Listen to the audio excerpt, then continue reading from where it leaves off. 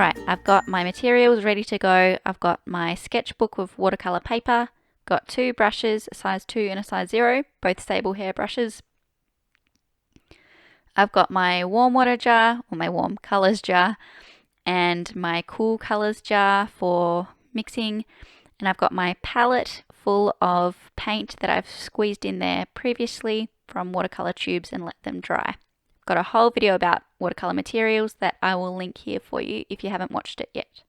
So today we're going to be painting these really awesome cosmos flowers, and I'm going to be showing you how to do this really lovely layered technique with watercolour. So if you look closely, you'll see that these petals are overlapping, and it's actually a really quite a simple technique, and I'm really excited to show you. So let's get started. To begin with, I actually need to activate my paints because I mixed them earlier. I've got a video about colour theory that you can go back and watch if you're not sure about mixing your own colours, but I've mixed up a really bright pink, and you'll see next to it in the tray I've got a really dark blue-green mixed up, ready to go as well. So the pink is for my petals and the green is for the stems. What I'm doing now is just adding plenty of water to activate the paint and make sure it's also really diluted.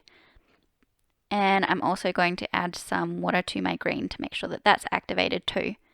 Now I want my paint to be quite transparent today, so that's why I'm adding so much water, so it'll be quite light. And I guess see-through is another way of putting it.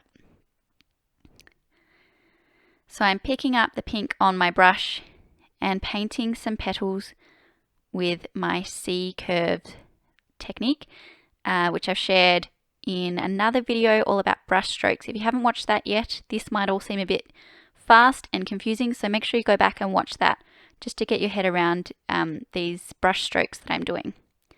So this flower is on an angle, and that's why I've painted one of the petals to look really flat, because that petal is facing the viewer. With more paint on my brush, I'm starting another flower in a different direction, and I'm painting every second petal. So you'll see that I've left spaces between each petal. They're not touching at all, and there's actually a gap between each petal. And here's another petal on its side facing the viewer. And these flowers look pretty weird and gappy at the moment, but bear with me. So I'm only painting every second petal, and I'm just repeating this C-curve technique. So what it is 2 C-curves mirroring each other, or on occasion, if I want to make the petal a bit wider, I do add a third brush stroke, but it's that sort of principle that I've got 2 C-curves mirroring each other and occasionally a third one added on there. Adding in another flower. This one we're looking at completely side on, and it's very, very open, this flower. So the petals are kind of, it's like it's inside out almost.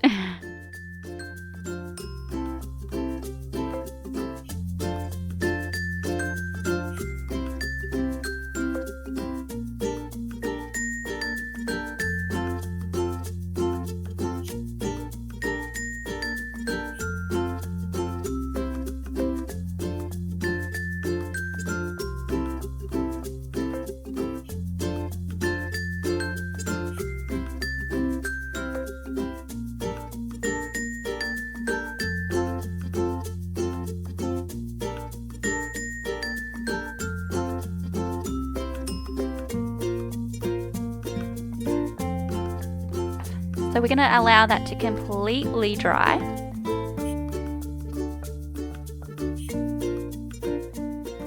Alright, once this first layer is completely dry, no cheating or this won't work. If you're impatient and you come back when the petals are still damp, this will not work. So it's a pretty easy technique, but it requires patience because you have to let the paint dry. Otherwise it'll turn into a blob instead of layers.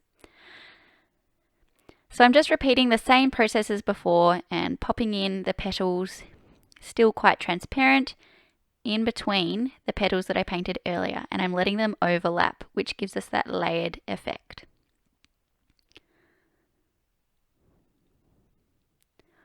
The tips of the petals are not perfectly round. I'm making sure that they're kind of bumpy looking, not quite jagged, but as you know, probably by now, I'm not great with words sometimes, but you'll be able to see it as I'm painting that the tips of the petals are a bit bumpy, basically, which is because the actual cosmos flowers that I was using as inspiration, that was the case on the ends of their petals.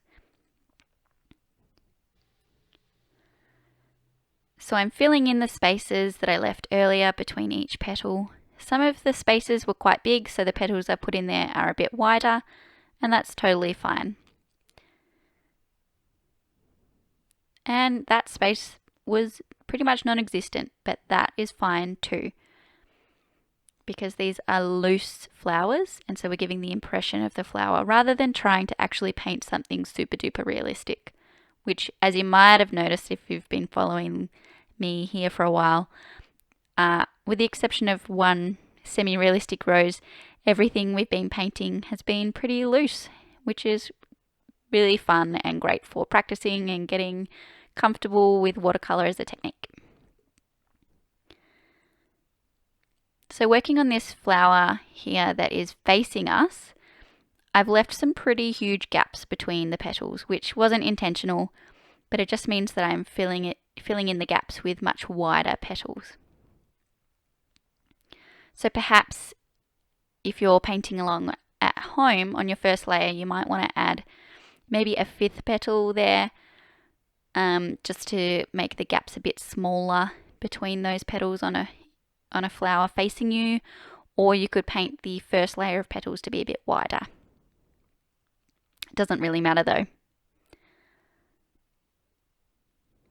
So I'm washing my brush, putting it aside, and I'm going to grab my size. Oh no, I'm not.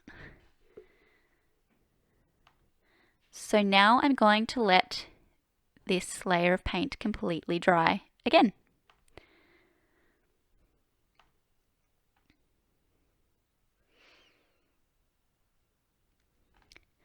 So once that's completely dry, we're going to go back in with our green paint, which I'm going to reactivate. I probably didn't need to activate it at the beginning of this painting because it's dried again. So I'm adding more water to reactivate it.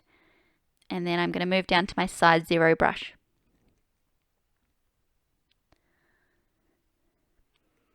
And I'm grabbing the green onto my size 0 brush, ready to paint some long, thin stems. To start with, I'm actually painting where the stem connects to the flower. Not sure of the technical name for that bit of the flower, but if you look closely, I'm painting some really, really delicate little tendrils, perhaps we could call them. I should probably research the names of these things before starting my videos, but basically there's some really delicate little lines coming off the stem where the stem connects to the flower. Please let my painting speak for itself rather than my actual words. Have a look, you'll get the gist of it. Basically the stems are really, really delicate and really, really beautiful.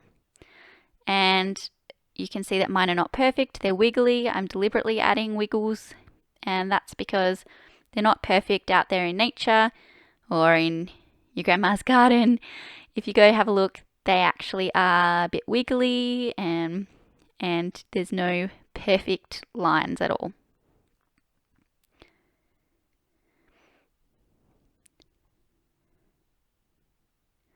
You'll see that I have the stems going behind some of the flowers to add a bit of depth and variety. This is just a practice page, so it doesn't really matter all too much where the stems go or anything like that. If I was painting this perhaps as a commission or as a piece that I'd like to frame, maybe I would map out the stems first with a pencil, but instead I'm kind of making it up as I go. I've added in a little bud over there on the right between 2 of the flowers, and I'm just adding in what I guess you could call a leaf, but they're quite straggly looking on the cosmos flower. So now I'm going to add the stamen. I'm turning my palette around so you can see I'm grabbing some really bright yellow. I'm going to activate that with some water from my warm colors brush. I'm getting plenty of yellow on my brush, ready to go. So with my size 2 brush, I'm just dabbing in the yellow, just with some messy dots pretty much. Nothing perfect to be seen here.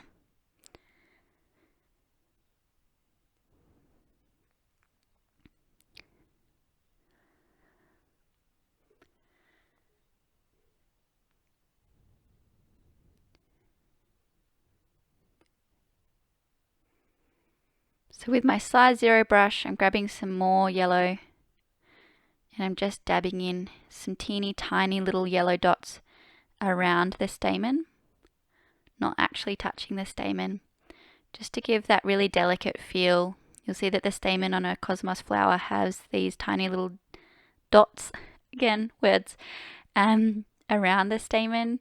And I think adding this into your painting just gives it so much more depth and interest. I feel like as soon as these dots are on there, you've just added like a whole other level. And they're not neat, they're not perfect, they're just tiny little dots, just using the very tip of the brush.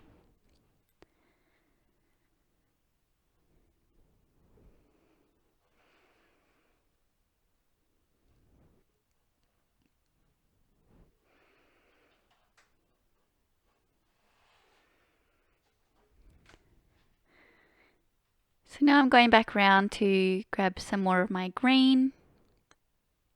Wait, no. Now I'm going back around to the other side of my palette to grab some more pink. And I want it quite concentrated on my brush so it's a bit darker than before. And with my size 0 brush, I'm going to add in just a bit more shadow and depth with that pink. To do that, I'm putting some really, really thin pink lines going down the leaves. They're broken lines, they're not going the full length of the leaf, they're just adding a bit of texture. And I meant to say petal, not leaf, but you get what I mean.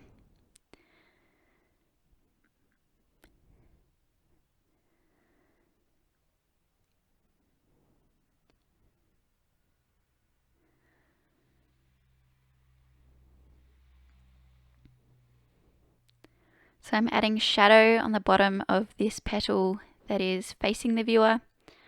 You'll see that I've just added that dark pink on the bottom half of that petal and not the top. And just continuing the same process as before to add texture to the petals by adding some pink lines across them, just 2 or 3. Well, that was like 6, but 2 or 3 or 6 lines on each petal, keeping them really, really, really thin and working from the in out, from the middle out. Oh gosh, it's getting worse. Can you tell I woke up very early today? So plenty of lines there, and I'm not letting them touch the stamen though, because that yellow from the stamen is still wet and it will bleed if they do touch. And the finishing touch that we're going to add is some more concentrated green on our size 0 brush, just to add a little shadow to our stems. And I think this is going to make our flowers really stand out and kind of jump off the page. So what I'm doing is grabbing the paint right on the tip of the brush and just adding really thin lines, but quite dark because it's so concentrated, on one side of each of the stem lines.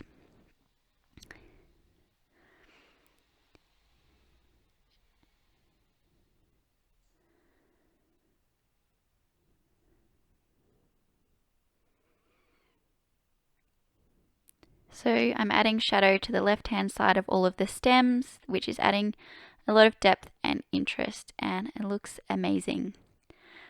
If you have a go at this at home, I would love to see your artwork. You can share it on Instagram. You can tag me at RubyTuesdayArt, or you can send it in a DM. I don't mind, whatever you want to do. And make sure, if you want to see more of my videos, you subscribe to this channel, and I would really appreciate it if you like and share my videos. Share them around with friends so that they can find them too.